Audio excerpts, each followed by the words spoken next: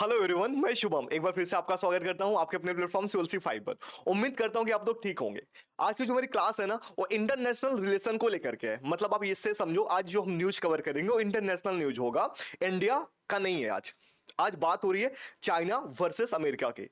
America में हाल में जो ट्रम्प सरकार है, उन्होंने एक फैसला लिया, एक नया कड़ा नियम लगाया है, जिसके असर ये हुआ है, वीजा के संबंधित एक नियम है, उससे ये होगा जो चाइना के जो छात्र हैं जो रह रहे हैं आपके अमेरिका में, 3 लाख से जो अधिक छात्र है, करीब मान के चलो 3,10,000 या 20,000 के आसपास है, उनको कभी भी निर्वासन का सामना करना पड़ सकता है। तो सारी की सारी चीजें जानते हैं। आज इसमें हम ये देखेंगे कि इसमें अमेरिका से इस नियम से अपने भारत में क्या असर पड़ेगा, चाइना में क्या असर हो रहा है, और अमेरिका वर्सेस चाइना के बीच में क्या तनाव की स्थिति हो रही है। सब कुछ एक एक फैक्टर को जानेंगे, ठीक है। तो आइए स्टार्ट करते हैं बिना देरी किए। सबसे पहले न्यूज क्या है। न्यूज ये आया कि an economical earthquake US move puts near by 3 lakh Chinese students on the edge of deportation. इसका मीनिंग आप समझो, ये कहना क्या चाह रहा है। इसका मीनिंग सिंपल सा ये है, आप ये समझो, कह रहा है कि अर्थव्यवस्था पर भूकंप जैसा असर।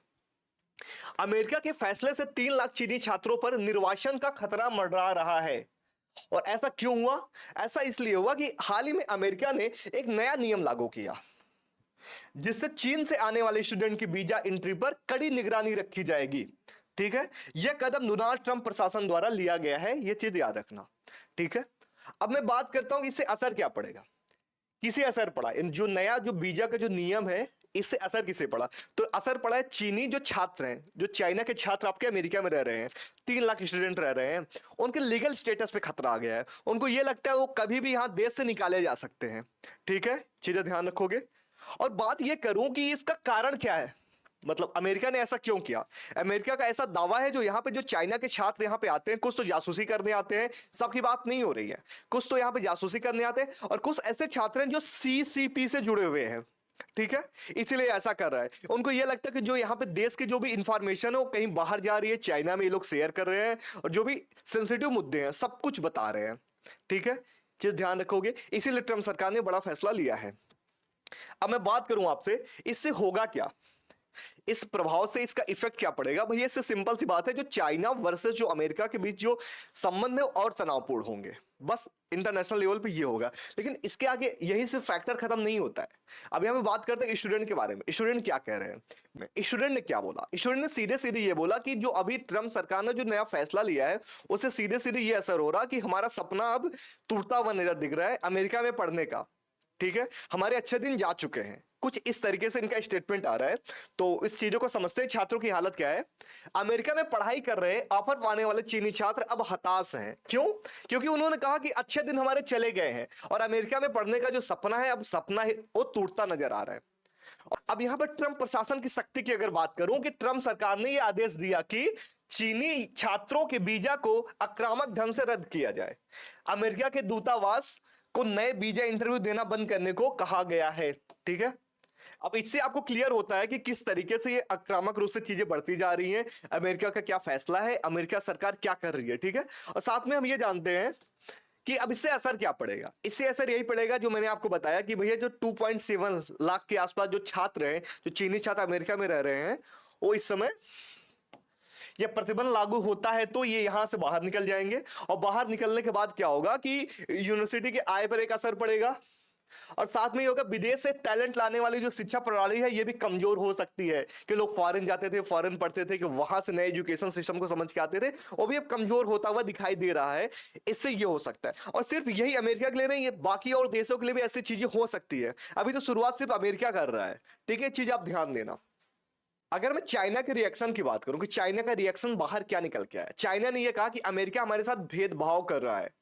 उसका जो मोटो है राजनीतिक है, ये हमारा राइट टू एजुकेशन का हनन है। ये सारी चीजें चाइना भी कह रहा है। ठीक है, और ये आप देखो स्लाइड, इससे समझो कि अमेरिका के इस फैसले को राजनीतिक से प्रेरित बताया, राजनीति से। ठीक है, और चीन का कहना है कि यह फैसला शैक्षणिक स्वतंत्रता पर हमला है, अंतरराष्ट्रीय छात्रों के साथ अन्याय है, ये चाइना क्लेम कर रहा है। ठीक है, अब आगे समझते हैं विश्वविद्यालय पे क्या असर पड़ेगा इस चीजों को लेकर के। हार्वर्ड यूनिवर्सिटी जैसे हैं, इनसे क्या होगा कि हार्वर्ड यूनिवर्सिटी जैसी संस्थाओं को चिंता है कि इससे अंतरराष्ट्रीय शिक्षा प्रणाली कमजोर होगी, और यूनिवर्सिटी को मिलने वाला जो राजस्व होगा वो कम होगा। यूनिवर्सिटी, जाहिर सी बात है, 3-3 लाख बच्चे अगर कहीं से जाएंगे, किसी एक देश से 3 लाख बच्चे अगर जा रहे हैं, तो सोचो उसके अर्थव्यवस्था पे क्या असर पड़ेगा।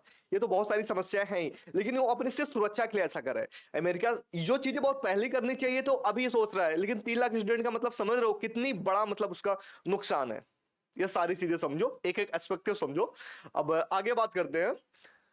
जो वहां के सेक्रेटरी है मार्को रूबियो ने क्या बोला, उनका एक स्टेटमेंट, पहले तो उन्होंने ट्वीट किया कि the US will begin revoking visas of Chinese student including those with connection to the Chinese Communist Party और studying in the critical field. उन्होंने ये बोला कि भैया उन सभी लोगों के वीजा रद्द कर दिए जाएंगे, उनको उनके देश भेज दिया जाएगा जो सीसीपी पार्टी से बिलोंग करते हो या फिर यहां पे एक क्रिटिकल फील्ड में काम कर रहे हो। क्रिटिकल फील्ड का मतलब समझ लो साइंटिस्ट हो या बड़े बड़े जो पोस्ट है जिसमें बहुत क्रिटिकल लोग ही है, और उसमें अगर चाइना के जो छात्र है उसमें काम करें उनको तुरंत जबरदस्ती निकाल दिया जाएगा। और साथ में अगर आप सीसीपी पार्टी से बिलोंग करते हो, छात्र का डायरेक्ट संबंध का कोई मतलब नहीं। यहाँ पे ध्यान रखना, जो सीसी पार्टी का मतलब है कि आप डायरेक्ट कोई संबंध नहीं, अगर इनडायरेक्ट भी कोई संबंध है, आपके दादा या कोई भी आपके रिलेटिव में कोई भी अगर सीसीपी पार्टी से अगर बिलोंग करता है तो आपका वीजा रद्द कर दिया जाएगा। इनको ऐसा लगता है कि आप कहीं ना कहीं जासूसी करोगे। ठीक है, ये चीजें अच्छे से ध्यान रखना। अब ये आप समझो ये सब ऐसा हो क्यों रहा है। ऐसा इसलिए हो रहा है कि अमेरिका को डर है। अमेरिका को डर ये बात का कि कुछ चीनी छात्र जासूसी या तो टेक्नोलॉजी ट्रांसफर कर सकते हैं, इसीलिए वो जितने भी देश के जो बड़े बड़े पोस्ट है या फिर बड़े बड़े जो क्रिटिकल जो फील्ड है उसमें उनको सेवा करने का मौका नहीं देंगे, डायरेक्ट यहां से वो भेज देंगे चाइना। कि इन फ्यूचर क्या होगा, एक बड़ी चीज है, कोई साइंटिफिक से कोई खोज हो गई, कोई भी एक सेंसिटिव रक्षा में या कोई भी बड़ा मामला हो गया जिसके बारे में आपका कोई चीनी छात्र जो है उसमें ऐड हो रखा है, किसी पोस्ट पर है, तो अपने देश की कोई भी चीज को वहां पे तो शेयर करेगा ही। ठीक है, यहां तक चीजें आपको क्लियर है। आगे चलूं, आ जाओ। अब अगला क्या है, अगर मैं मार्को रूबियो के बारे में बात करूं जो वर्तमान में अमेरिकी विदेश मंत्री हैं, ठीक है, ये याद रखना, उन्होंने कहा कि जो विदेशी छात्र हमास का समर्थन करते हैं या अमेरिका के विरोधी गतिविधियों में शामिल होते हैं उनके वीजा रद्द किए जाने चाहिए। और उन्होंने विशेष रूप से उन छात्रों को उल्लेख किया है जो अमेरिकी झंडे को नुकसान या इजराइल विरोधी प्रदर्शनों में भाग लेते हैं। ठीक है, यह ध्यान रखना, यह चीज बहुत काम की है। यह स्पष्ट है कि रूबियो की जो नीति है आतंकवादी संगठनों के समर्थन के खिलाफ है, न कि इजराइल की आलोचना करने वाले छात्रों के खिलाफ है। हाल ही में एक न्यूज आ रही थी, भैया अगर आप इजराइल का अगर आप समर्थन नहीं करो तो आपको वीजा नहीं मिलेगा, ऐसा कुछ भी नहीं है। इनका जो एक कार्य है ना, सिंपल सा बात यह है कि आतंकवादी विरोधी गतिविधियों को लेकर के, अगर आप आतंकवाद को बढ़ावा देंगे तो आपको वीजा नहीं दिया जाएगा। ठीक है, आतंकवाद को कम करना भी इनका मेन उद्देश्य है। ठीक है, और इजराइल की आलोचना और आतंकवादी संगठनों का समर्थन दोनों अलग अलग चीजें, बात ध्यान रखना। ठीक है, आगे चलूं। अब देखो यहां पे बात हो रही इंडिया में क्या असर पड़ा। इंडिया में अगर असर की बात करूं भैया, जो पहले 100 बच्चे जाते थे 100 में से 75 ही जाएंगे। मतलब आप इस चीज को ऐसे समझो कि 25% जो स्टूडेंट है उनका फॉल हुआ है। वो भैया यूएस ना जाके जापान या कहीं और जाना, यूरोप में जाना प्रेफर कर रहे हैं। ठीक है, अब इस चीज का मीनिंग समझते हैं अच्छे से। हुआ क्या कि 2 लाख से अधिक भारतीय छात्र जो फिलहाल अमेरिका में पढ़ाई कर रहे हैं, अनुमान है कि 20 से 25% तक नए छात्रों की यह संख्या घट सकती है।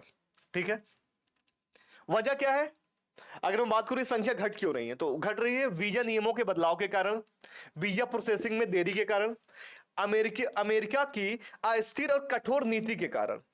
अब छात्र यूरोप, जापान और ऑस्ट्रेलिया जैसे विकल्पों की ओर बढ़ रहे हैं।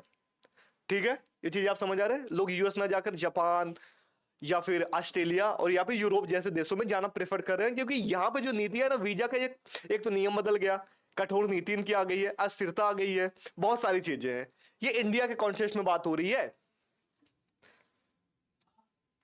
अब विशेषज्ञों की क्या राय है, जो कैरियर जो काउंसलर हैं जितिन चावला ने यह बताया कि अमेरिका के नियमों को लेकर के अनिश्चितता बढ़ती जा रही है। छात्र और माता पिता अब सेफ ऑप्शन की तलाश कर रहे हैं। यूरोप और जापान जैसे देशों को नई उम्मीद माना जा रहा है। ठीक है, लोग यूएस ना जाकर यूरोप और जापान जाना प्रेफर ज्यादा कर रहे हैं, एक नई उम्मीद माना जा रहा है। ठीक है, ये चीजें याद रखना। अब निष्कर्ष क्या निकलता है, अब इस सबसे ओवरऑल से जो नए नियम निकले, सारी चीजें, इससे निष्कर्ष ये निकलता है कि अब सिर्फ यूएस इज अ ड्रीम नहीं रहा। जो लोग कहते थे कि भैया अमेरिका में सेटल होना हमारा एक ड्रीम है, वो नहीं रहा। ग्लोबल एजुकेशन का मैप बदल रहा है। अब अमेरिका ही हब नहीं रहा, धीरे धीरे यूरोप, जापान, या ऑस्ट्रेलिया सारी धीरे धीरे अपनी जगह ले लेंगी, ठीक है।